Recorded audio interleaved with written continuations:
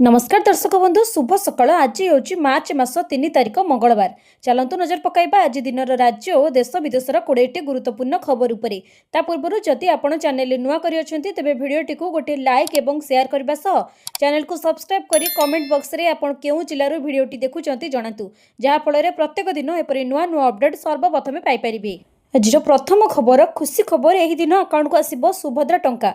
सरकार कले तारीख घोषणा। सुभद्रा योजना रे हिताधिकारी मानकर अकाउंट को ए पर्यंत 3टी किस्ती टंका पहुंची सारिछि। 3टी किस्ती रे मोट 1 कोटी रु अधिक हिताधिकारी माने मोट 15,000 टंका पाई सारिछंती। सुभद्रा योजना अधीन रे थिबा समस्त योग्य हिताधिकारी निकट रे पहुंचीबा पई सरकार निरंतर प्रयास चलाइछंती। तबे चतुर्थ किस्ती टंका केबे आसीबो राज्य सरकार पूर्वरु घोषणा करछंती जे सुभद्रा योजना टंका समस्त योग्य हिताधिकारी को खूब जल्दी मिलिबो। सुभद्रा योजना टंकार चतुर्थ किस्ती आसंता चलित मास महिला दिवस रे अर्थात मार्च 8 तारिख रे मिलिबो बोली सरकार घोषणा करछंती। राखी पूर्णिमा रे तृतीय किस्ती टंका मिलिथिला, जेउथिरे महिला माने 31 मार्च 2025 सुधा 21 वर्ष बयस रे पहुंचीचंती। से माने एही सरकारी योजना रे योगदान पई आवेदन मध्ये करि परिबे। जदि आपण आवेदनकारी को योग्य विवेचित करा जे तबे से माने 8 मार्च रे सुभद्रा किस्ती पाई परिबे। सुभद्रा का नूतन हिताधिकारी माने मार्च 8 रे टंका पाइबे। उपमुख्यमंत्री प्रभाती परिडा एकाथरे 2टी किस्ती टंका पठाइबा विषय रे सूचना दैछंती। सेपटे सुभद्रा पोर्टाल मध्ये खोली जाइछि। नूतन हिताधिकारी माने एने आवेदन करि परिबे। नुआ आवेदन प्रक्रिया गोटिए मास धरि चालू रहिबो। परवर्ती खबर होली पूर्व ग्राहकों को बड़ झटका महंगा है गैस सिलिंडर। किणवा पूर्व जानतु मूल्य। देशर पेट्रोलियम कंपानी गुड़िक उपरे पार्वण ऋतु में घरोई गैस सिलिंडर मूल्य रे कौनसी रिहाती प्रदान करना। एही समय रे क्रमागत तृतीय मास पई वाणिज्यिक गैस सिलिंडर मूल्य वृद्धि पाई। साधारण लोकों पई बड़ झटका। होली पूर्व मार्च 2026 रे एलपीजी दर अपडेट करा जायछि। होली पूर्व ग्राहक माने मुद्रास्फीतिर शिकार होइछंती। दिल्ली रु पाटना पर्यंत वाणिज्यिक एलपीजी गैस सिलिंडर प्राय 28 रु 31 टंका बढ़ी जाइछि। तेबे घरोई ग्राहकों पई यह आश्वस्तिकर विषय जे 14 किलोग्राम एलपीजी सिलिंडर मूल्य रे कोनोसी परिवर्तन होई नहीं। वाणिज्यिक सिलिंडर रे मार्च धारा परिवर्तन होई नहीं। एही थर मार्च एक बड़ झटका देछि। दिल्ली रे आज ठारू 19 किलोग्राम एलपीजी सिलिंडर 1768 टंका 50 टंका रे उपलब्ध हेबो। पूर्वरु यह 1740 टंका 50 पैसा रे उपलब्ध थिला। कोलकाता रे यह पूर्वरु 1844 टंका 50 पैसा रे उपलब्ध थिबा बेले एबे यह 1875 टंका 50 पैसा होइछि। परवर्ती खबर चंद्र ग्रहण पाई मारा हैला दोल पूर्णिमा। जानतु केतेबेले हांडी छाड़ और पाखत्याग। मार्च 3 तारिख अर्थात मंगलवार दिन दोल पूर्णिमा दिन लगुछि चंद्र ग्रहण। चलित वर्षर प्रथम चंद्र ग्रहण हेबाकु जाउछि। भारतीय समय दिन 2:14 रे एही चंद्र ग्रहण आरंभ हेबो। जेतेबेले चंद्र पृथ्वीर उपछाया रे प्रवेश करिवो सेतेबेले दिन 3:20 समय होइथिबो, किंतु एथिपई सकाळ 6:20 रु घात समय आरंभ हेबो बोली पांजी रे लेखा होइछि। एही समय रु पाक निषेध सह देवनीति भी बंद रहिबो। आंशिक ग्रहण दिन 3:20 रे आरंभ होई पूर्ण चंद्र ग्रहण अपराह्न 4:34 रु 5:32 जाए घटिबो। आंशिक ग्रहण संध्या 6:47 रे शेष हेबो, जेउथि पई चंद्र ग्रहण ओडिसा रे संध्या 6 रु संध्या 6:47 जाए मात्र आंशिक ग्रहण भाबे देखा जिवो। 2026 रे 2टी चंद्र ग्रहण और 2टी सूर्य पराग देखा जिवो। चंद्र ग्रहण गोटे विरल तथा सुंदर महाजागतिक दृश्य जाहाकू खाली आखिरे सहजरे देखिहेबो। एहार कोनोसी प्रभाव आम उपरे तथा पृथ्वी उपरे नाही। जनविज्ञानी और शुभेन्दु पट्टनायक कहिसंती जे चंद्र ग्रहण केवल पूर्णिमा तिथि रे पड़िथाय। पृथ्वीर दुई प्रकारर छाई रहिछि। प्रथमटी उपछाया और फिका कला छाया जहाकू खाली आखिरे देखिबा कष्टकर, और द्वितीय छाया जहा एक गाढ़ कला रंगर छाई एवं खाली आखिरे परिष्कार देखि हुए। परवर्ती खबर ई-केवाईसी संजोग अवधि हेला शेष। रहीगले 10 लाख हिताधिकारी। राशन कार्ड सह ई-केवाईसी संजोग अवधि फेब्रुआरी 28 तारिख दिन शेष दिन थिला। एही अवधि वृद्धि न हेबा फଳରେ ई-केवाईसी संजोगरू आहुरी 10,65,323 जन हिताधिकारी बाद पड़ जाइछंती। राज्य सरकार अवधि वृद्धि न कले हिताधिकारी मानकर भाग्य कौन हेबो ताहाकु नेई बड़ प्रश्न उठुची। प्राय 1.5 वर्ष तले राज्य सरकार प्रत्येक राशन कार्डधारी को ई-केवाईसी संजोग पई निष्पत्ति नैथिले। राज्य रे थिबा प्राय 3,28 लाख हिताधिकारी मानक पई ई-केवाईसी संजोग बाध्यतामूलक करा जायतिला। प्रथमे अल्प किछि समय पई समय दिया जायतिला, किंतु एही समय मध्ये 20 रु 30% ई-केवाईसी मध्ये संजोग संभव होई पानथिला। फଳରେ ସରକାରଙ୍କୁ ବାରମ୍ବାର ସମୟ ଗଡ଼ିବାକୁ ପଡ଼ିଲା। ଏବେ ଇକେୱାଇସି ସଂଯୋଗ ଆରମ୍ଭର 1.5 ବର୍ଷ ପରେ ମଧ୍ୟ ଏହି କାର୍ଯ୍ୟ ଶେଷ ହୋଇପାରିନାହିଁ। ତେବେ ପ୍ରତିଦିନ ରାଜ୍ୟରେ ପ୍ରାୟ 5,000 ହିତାଧିକାରୀମାନଙ୍କର ଇକେୱାଇସି ସଂଯୋଗ କରାଯାଉଛି। ରାଜ୍ୟ ସରକାର ପ୍ରାୟ 2 ମାସ ତଳେ ଇକେୱାଇସି ଅବଧି ଶେଷ ହୋଇଥିବା ପରେ ଚଳିତ ମାସ ଶେଷ ପର୍ଯ୍ୟନ୍ତ ବୃଦ୍ଧି କରିଥିଲେ। ଏବେ ଇକେୱାଇସି ସଂଯୋଗରୁ ବାଦ୍ ପଡ଼ିଯାଇଥିବା ହିତାଧିକାରୀମାନଙ୍କର ସମସ୍ୟା ସଂକ୍ରାନ୍ତରେ Odisha fair price serve dealers association ସାଧାରଣ ସମ୍ପାଦକ ଏକାମ୍ର ହୁସେନ କହିଛନ୍ତି ଯେ କ'ଣ ପାଇଁ ଏତେ ସଂଖ୍ୟକ ହିତାଧିକାରୀ ଇକେୱାଇସି ସଂଯୋଗ କରିପାରିଲେ ନାହିଁ ସେ ନେଇ ରାଜ୍ୟ ସରକାର ଚିନ୍ତା କରିବା ଆବଶ୍ୟକ। ପରବର୍ତ୍ତୀ ଖବର ବାଦଲପଟା ବର୍ଷାରେ ଭିଜିବ ରାଜ୍ୟ ହୋଲିରେ ପ୍ରବଳ ବର୍ଷା ଆଲର୍ଟ ଜାରି କଲା ପାଣିପାଗ ବିଭାଗ। ଉତ୍ତର ପଶ୍ଚିମ ଭାରତରେ ଗ୍ରୀଷ୍ମ ଋତୁ ଆରମ୍ଭ ହୋଇଛି। ଦିନବେଳା ସୂର୍ଯ୍ୟକିରଣ ଗରମକୁ ତୀବ୍ର କରିଦେଇଛି। ପାଣିପାଗ ବିଭାଗ ଏହି ସପ୍ତାହରେ ଉତ୍ତର ପଶ୍ଚିମ ଓ ମଧ୍ୟ ଭାରତର କିଛି ରାଜ୍ୟରେ ତାପମାତ୍ରା ବୃଦ୍ଧି ପାଇବାର ପୂର୍ବାନୁମାନ କରିଛି। ଘଣ୍ଟା ପ୍ରତି 30ରୁ 35 କିଲୋମିଟର ବେଗରେ ଗରମ ପବନ ବହିପାରେ। ସେହିପରି ଆସାମ, ମେଘାଳୟ, ଅରୁଣାଚଳ ପ୍ରଦେଶ, ଜମ୍ମୁ କାଶ୍ମୀର, ଉତ୍ତରାଖଣ୍ଡ ଏବଂ ହିମାଚଳ ପ୍ରଦେଶରେ ମଧ୍ୟ ବର୍ଷା ଏବଂ ତୁଷାରପାତ ହେବାର ସମ୍ଭାବନା ରହିଛି। ତେବେ 4 ଦିନ ମଧ୍ୟରେ 2ଟି ପଶ୍ଚିମା ଝଡ଼ ସକ୍ରିୟ ହେବ। ଆଇଏମ୍ଡି ଅନୁଯାୟୀ ଏହି ସପ୍ତାହରେ ଦେଶରେ 2ଟି ପଶ୍ଚିମା ଝଡ଼ ସକ୍ରିୟ ହୋଇପାରେ। ଉତ୍ତର ପଶ୍ଚିମ ଭାରତରେ 120 ନଟ୍ ବେଗରେ ପଶ୍ଚିମୀ ପବନ ବହୁଛି ଯାହାଫଳରେ ଗରମ ଅନୁଭବ ହେଉଛି। ମାର୍ଚ୍ଚ 4 ତାରିଖ ଦିନ ରାତିରେ ପଶ୍ଚିମ ହିମାଳୟ ଅଞ୍ଚଳରେ ଏକ ନୂତନ ପଶ୍ଚିମା ଝଡ଼ ସୃଷ୍ଟି ହେବାର ସମ୍ଭାବନା ରହିଛି। ମାର୍ଚ୍ଚ 6 ତାରିଖରେ ପଶ୍ଚିମ ହିମାଳୟ ଅଞ୍ଚଳରେ ଆଉ ଏକ ପଶ୍ଚିମା ଝଡ଼ ସମ୍ଭାବନା ଦେଖାଯାଉଛି। ଆଇଏମ୍ଡି ଅନୁଯାୟୀ ଏହି ସପ୍ତାହରେ ଆଶା କରାଯାଉଥିବା ଉଭୟ ପଶ୍ଚିମା ଝଡ଼ ଦୁର୍ବଳ ହେବ କିନ୍ତୁ ସେମାନଙ୍କ ପ୍ରଭାବରେ 4ରୁ 8 ମାର୍ଚ୍ଚ ପର୍ଯ୍ୟନ୍ତ ଜାମ୍ମୁ କାଶ୍ମୀର ଏବଂ ବର୍ଷା ସହ ତୁଷାରପାତ ହେବ। ହିମାଚଳ ପ୍ରଦେଶରେ 7 ଏବଂ 8 ମାର୍ଚ୍ଚରେ ବର୍ଷା ଏବଂ ତୁଷାରପାତ ହୋଇପାରେ। ପରବର୍ତ୍ତୀ ଖବର ବଦଳିଲା ସ୍କୁଲ ସମୟ ଏସ୍ଓପି ଜାରି କଲେ ଓଡ଼ିଶା ସରକାର। ମାର୍ଚ୍ଚ ଆରମ୍ଭରୁ ଦେଶର ଅନେକ ରାଜ୍ୟରେ ଗ୍ରୀଷ୍ମ ପ୍ରଭାବ ଅନୁଭୂତ ହୋଇସାରିଛି। ଦିନରେ ତାପମାତ୍ରା ଉଲ୍ଲେଖନୀୟ ଭାବରେ ବୃଦ୍ଧି ପାଉଛି। ଭାରତୀୟ ପାଣିପାଗ ବିଭାଗ ଆଇଏମ୍ଡିର ତୀବ୍ର ଗ୍ରୀଷ୍ମ ପ୍ରଭାବ ପରିସ୍ଥିତିର ପୂର୍ବାନୁମାନ ଅନୁଯାୟୀ ଓଡ଼ିଶା ସରକାର ରାଜ୍ୟରେ ସମସ୍ତ କଲେଜ ଏବଂ ବିଶ୍ୱବିଦ୍ୟାଳୟ ପାଇଁ ଗ୍ରୀଷ୍ମ ପ୍ରଭାବ ପରିଚାଳନା ପାଇଁ ଏକ ମାନକ କାର୍ଯ୍ୟପ୍ରଣାଳୀ ଜାରି କରିଛି। ତେବେ ସତର୍କତାମୂଳକ ପଦକ୍ଷେପ ଭାବରେ ଏସ୍ଓପି ଜାରି କରାଯାଇଛି। ସୋମବାର ଦିନ ଉଚ୍ଚଶିକ୍ଷା ବିଭାଗ ଦ୍ୱାରା ଜାରି ଏକ ବିବୃତ୍ତିରେ କୁହାଯାଇଛି ଯେ ଗ୍ରୀଷ୍ମ ପ୍ରଭାବ ପରିସ୍ଥିତିରେ ମୁକାବିଲା ପାଇଁ ଏବଂ ଛାତ୍ର, ଶିକ୍ଷକ ଓ କର୍ମଚାରୀମାନେ ସ୍ୱାସ୍ଥ୍ୟ ଏବଂ ମଙ୍ଗଳ ପ୍ରସ୍ତୁତି ପାଇଁ ଏକ ସତର୍କତାମୂଳକ ପଦକ୍ଷେପ ସୁନିଶ୍ଚିତ କରିବା ପାଇଁ ଏହି ନିର୍ଦ୍ଦେଶାବଳୀ ଜାରି କରାଯାଇଛି। ଏସ୍ଓପି ଅନୁଯାୟୀ ସ୍କୁଲ ଏବଂ ବିଶ୍ୱବିଦ୍ୟାଳୟଗୁଡ଼ିକ କ୍ଲାସ୍, ଇଣ୍ଟରନାଲ ଏକ୍ଜାମ ଏବଂ ପରୀକ୍ଷା ସକାଳ ସମୟରେ ଆୟୋଜିତ କରିବାକୁ ପରାମର୍ଶ ଦିଆଯାଇଛି। ଅପରାହ୍ନରେ ସମୟରେ ବାହାରେ ଖେଳକୁଦ ଓ ସହ ପାଠ୍ୟକ୍ରମ କାର୍ଯ୍ୟକ୍ରମ ନିଷେଧ କରାଯାଇଛି। ଅତ୍ୟାବଶ୍ୟକ ହେଲେ ଏହି କାର୍ଯ୍ୟକ୍ରମଗୁଡ଼ିକୁ ଥଣ୍ଡା ସମୟରେ ଏବଂ ପର୍ଯ୍ୟାପ୍ତ ସୁରକ୍ଷା ବ୍ୟବସ୍ଥା ସହ ଆୟୋଜନ କରାଯିବ ବୋଲି ଉଚିତ ମନା କରାଯାଇଛି। ସ୍କୁଲଗୁଡ଼ିକରେ ଓଆର୍ଏସ୍ ଷ୍ଟୋର କରାଯିବାକୁ ନିର୍ଦ୍ଦେଶ ଦିଆଯାଇଛି। ଉଚ୍ଚଶିକ୍ଷା ପ୍ରତିଷ୍ଠାନକୁ କ୍ୟାମ୍ପସ ମଧ୍ୟରେ ବିଭିନ୍ନ ସ୍ଥାନରେ ସ୍ୱଚ୍ଛ ଏବଂ ପାନୀୟ ଜଳର ନିରନ୍ତର ଉପଲବ୍ଧତା ସୁନିଶ୍ଚିତ କରିବାକୁ ନିର୍ଦ୍ଦେଶ ଦିଆଯାଇଛି। ପରବର୍ତ୍ତୀ ଖବର ସେୟାର ବଜାରରେ ଯୁଦ୍ଧର ପ୍ରଭାବ ନିବେଶକ ହରାଇଲେ 11 ଲକ୍ଷ କୋଟିରୁ ଅଧିକ। ମଧ୍ୟପ୍ରାଚ୍ୟ ଯୁଦ୍ଧର ପ୍ରଭାବିତ ହେଉଛି ଭାରତୀୟ ସେୟାର ବଜାର। ଆମେରିକା, ଇସ୍ରାଏଲ ଓ ଇରାନ ଯୁଦ୍ଧ ଯୋଗୁଁ ବଢ଼ୁଥିବା ଉତ୍ତେଜନା ଭିତରେ ତାସ୍ ଘର ଭଳି ଭୁଶୁଡ଼ି ପଡ଼ିଛି ସେୟାର ମାର୍କେଟ। ମାତ୍ର କିଛି ସମୟ ଭିତରେ ଉଡ଼ିଯାଇଛି ନିବେଶକମାନଙ୍କର 11 ଲକ୍ଷ କୋଟି ଟଙ୍କା। ଅନ୍ୟପଟେ ସୁନା ଓ ରୂପା ଦର ପୁଣି ଉପରମୁହାଁ ହୋଇଛି। ମଧ୍ୟପ୍ରାଚ୍ୟରେ ଯୁଦ୍ଧ ଯୋଗୁଁ ଦୋହଲି ଯାଇଛି ଭାରତୀୟ ସେୟାର ବଜାର। ସେନସେକ୍ସ, ନିଫ୍ଟି ଏବଂ ବ୍ୟାଙ୍କ ନିଫ୍ଟି ଉପରେ ପଡ଼ିଛି ସିଧାସଳଖ ପ୍ରଭାବ। ସକାଳୁ ଅପରାହ୍ନ ପର୍ଯ୍ୟନ୍ତ ଲାଗି ରହିଥିଲା ଅସ୍ଥିରତା। ବଜାର ଖୋଲୁ ଖୋଲୁ ସେନସେକ୍ସ 2,743 ପଏଣ୍ଟ ଖସି ଯାଇଥିଲା। ତେବେ 519 ପଏଣ୍ଟରୁ ତଳକୁ ଖସିଥିଲା। ନିଫ୍ଟି ଅପରାହ୍ନ 2ଟା ପରେ ବଜାରରେ ସୁଧାର ଆସିଥିଲା। ତଥାପି ଷ୍ଟକ୍ ମାର୍କେଟ ବନ୍ଦ ହେବା ବେଳକୁ ସେନସେକ୍ସ ପାଖାପାଖି 1,048 ପଏଣ୍ଟ ତଳେ ରହିଥିଲା। ସମାନ ଢଙ୍ଗରେ ନିଫ୍ଟି 312 ପଏଣ୍ଟ ଏବଂ ବ୍ୟାଙ୍କ ନିଫ୍ଟି 698 ପଏଣ୍ଟ ତଳକୁ ଖସିଥିଲା। ବଜାରରେ ଅସ୍ଥିରତା ଯୋଗୁଁ ମାତ୍ର କିଛି ଘଣ୍ଟା ଭିତରେ ପ୍ରାୟ 11 ଲକ୍ଷ କୋଟି ଟଙ୍କା ହରାଇଛନ୍ତି ନିବେଶକ।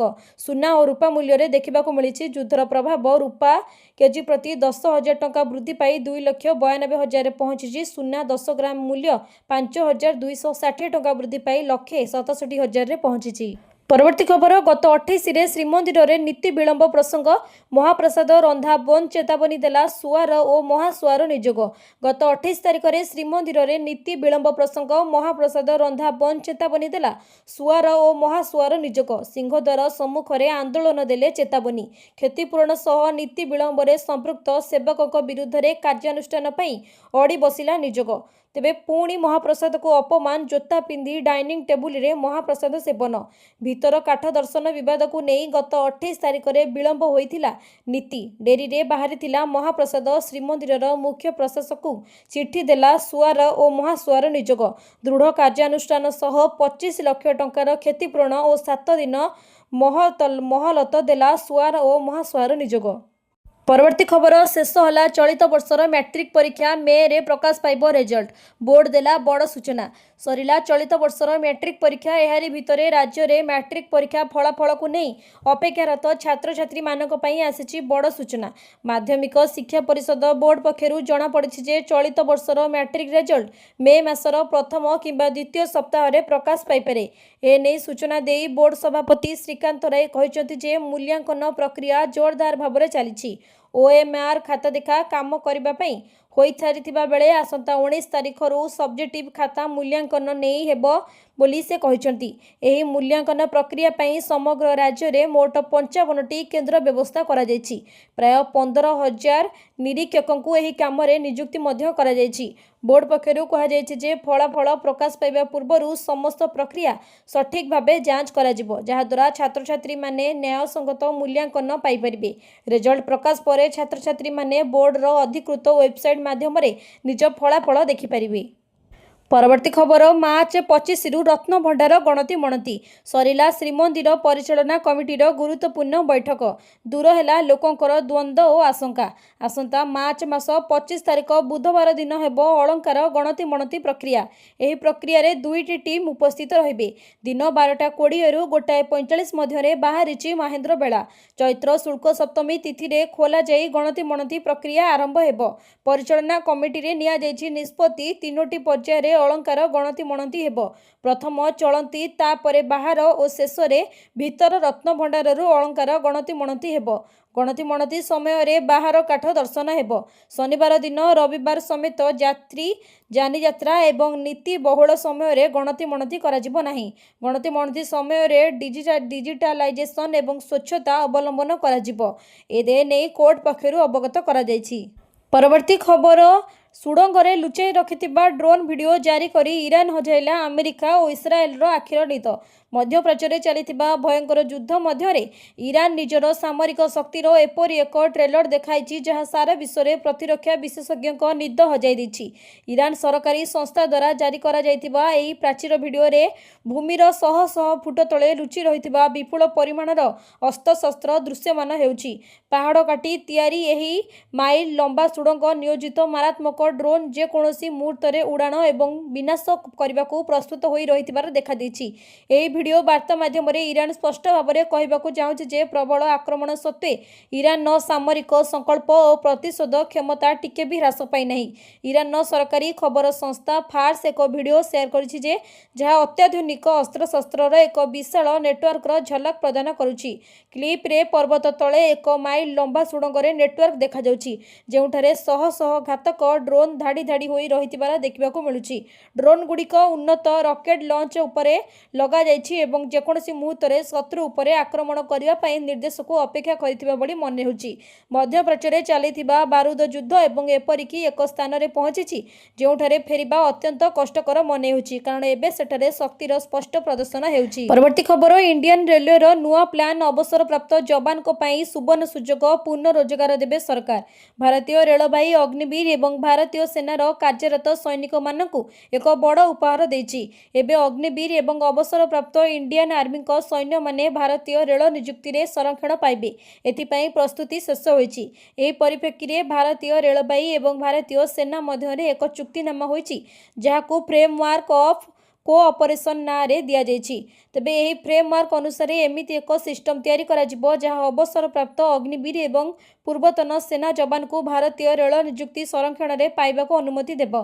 अर्थात सेमानकु पूर्ण नियुक्ति दिया जाई परिबो तेबे भारतीय रेलवाई लेबर 1 लेबर 2 एवं ता ऊर्ध्वे समस्त नियुक्ति रे अवसर प्राप्त अग्निशम कर्मचारी एवं पूर्वतन सेना कर्मचारी मानक पई 10 रु 20% संरक्षण प्रदान करिबो। लेबर 1 नियुक्ति रे पूर्वतन सैनिक पई 20% संरक्षण एवं पूर्वतन अग्निशम योद्धा पई 10% संरक्षण रहिछि। लेबर 2 पई एहार ऊपर स्तर नियुक्ति पई पूर्वतन सैनिकों को 10% एवं पूर्वतन अग्निशम योद्धा को 5% संरक्षण दिया। परवर्ती खबर मध्य प्राच्य में युद्ध को नहीं मोदी प्रतिक्रिया शांति रखा कले अपील। मिडिल ईस्ट रे बढ़ुतिबा आक्रमण को देखि प्रधानमंत्री नरेंद्र मोदी बयान सामना को आसी। मोदी कहते विश्व में चलता विभिन्न विवाद नहीं भारतर चिंताधारा संपूर्ण स्पष्ट।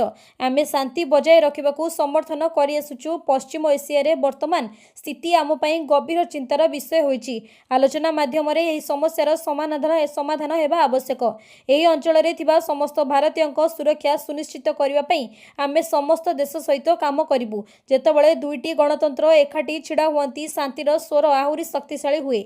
नुआ दिल्ली रे कनाडा प्रधानमंत्री मार्क कानिंग सह एक मिलित सांबादिक सम्मेलन में प्रधानमंत्री मोदी कहते पश्चिम एशिया रे वर्तमान परिस्थिति आम गभीर चिंतार विषय अटे। भारतीय आलोचना एवं कूटनीति माध्यम समस्त विवादर समाधान को समर्थन करे। आमे सेही अंचल रे समस्त भारतीय नागरिकों सुरक्षा सुनिश्चित करने समस्त देश सहित काम करूँ। इस्राएल एवं अमेरिका ईरान उपरे गोटिए पर गोटिए बड़ आक्रमण कर चली। प्रतिशोध स्वरूप ईरान इस्राएल यूएई बाहरीन एवं कतार और कुवेट भली अनेक मध्यप्राच्य देश उपरे मध्य बड़ धरणर आक्रमण करिछि। भारतर प्रधानमंत्री नरेंद्र मोदी इस्राएल प्रधानमंत्री सहित आलोचना करिसेंति। परवर्ती खबर मात्र 340 टंकार मिलिबो अनलिमिटेड टोल पास। गाड़ी चालकों पाई खुशी खबर एवं आसंतु जानिबा नियम। प्रतिदिन सारा देश में राज्य एवं जातीय राजपथ में लक्ष लक्ष जानवाहन चलाचल करे एवं अधिकांश लोकों को टोल प्लाजा रे टोल टैक्स देबाको पड़िଥାଏ। किंतु आपण माने कोन जानती किछि नियम अनुसार साधारण नागरिक माने मध्य टोल चार्ट पाई परिबे। जदि आपण घर टोल प्लाजा रो 20 किलोमीटर दूर रे अछि तबे आपण मात्र 340 टंका दे गोटे मास पई सीमित यात्रा करिपारिबे। एहा एक लोकल मासिक पास हेबो जहाँ टोल प्लाजा निकट में रहुतिबा लोकंक मानक पई डिजाइन करा दैछि। एही पास पाइबा परे आपनको प्रत्येक थर टोल देबाको पड़िबो नाही। मासको मात्र 340 टंका देई आपण आपणकर व्यक्तिगत यान रे जेते थर चाहिबे सेते थर टोल पार करि परिबे। केवल जे माने टोल प्लाजा रो 20 किलोमीटर दूर रे रहुचंती सेमाने एही सुविधा पाइबा सह जे मानकर व्यक्तिगत यान अछि वाणिज्यिक किंबा टैक्सी यान गुडीको एही पास एही योग्य नुहंती। एही योजना विशेष भाव में सेमानक पई लाभदायक जो मानकु प्रतिदिन अनेक थर टोल गेट पार हेबाकु पड़ुछि।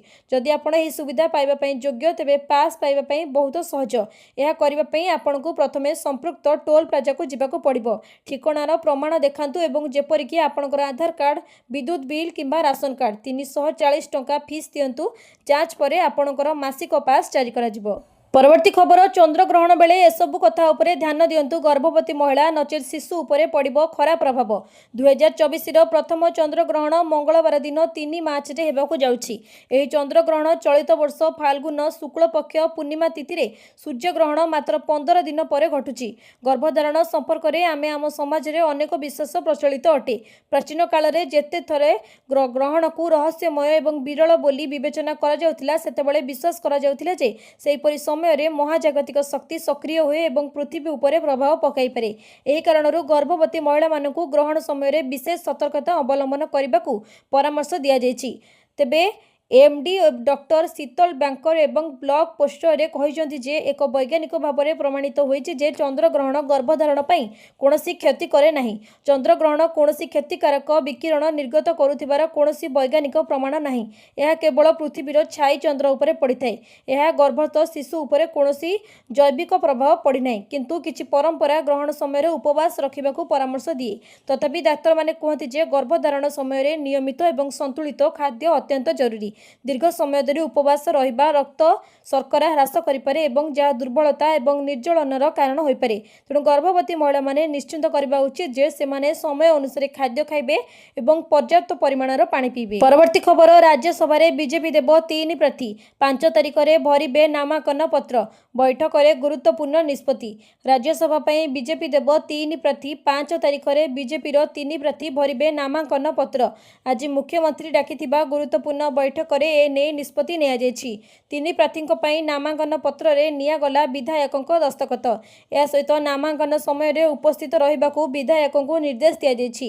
ବୈଠକରେ ମୁଖ୍ୟମନ୍ତ୍ରୀ ମୋହନ ଚରଣ ମାଝୀ, ରାଜ୍ୟ ସଭାପତି ମନମୋହନ ସାମଲ, ଉପମୁଖ୍ୟମନ୍ତ୍ରୀ ପ୍ରଭାତୀ ପରିଡ଼ାଙ୍କ ସହ ବିଧାୟକମାନେ ଉପସ୍ଥିତ ଥିଲେ। ସେପଟେ ସରପ୍ରାଇଜ୍ ଦେଲେ ବିଜେଡି ସୁପ୍ରିମୋ।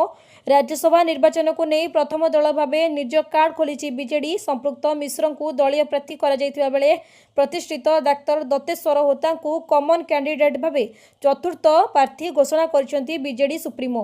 ସଂଖ୍ୟା ନଥାଇ ମଧ୍ୟ ଚତୁର୍ଥ ଆସନ ପାଇଁ ଲମ୍ଫ ଦେଇ ସବୁ ଦଳର ସମର୍ଥନକୁ ଚାହିଁଛନ୍ତି ନବୀନ ପଟ୍ଟନାୟକ। ପ୍ରାର୍ଥୀ ଘୋଷଣା ପରେ ସମ୍ପୃକ୍ତ ଓ ଦତେଶ୍ୱର କହିଛନ୍ତି ଯେ ଓଡ଼ିଶାର ସ୍ୱର ଦିଲ୍ଲୀରେ ଉଠାଇବୁ।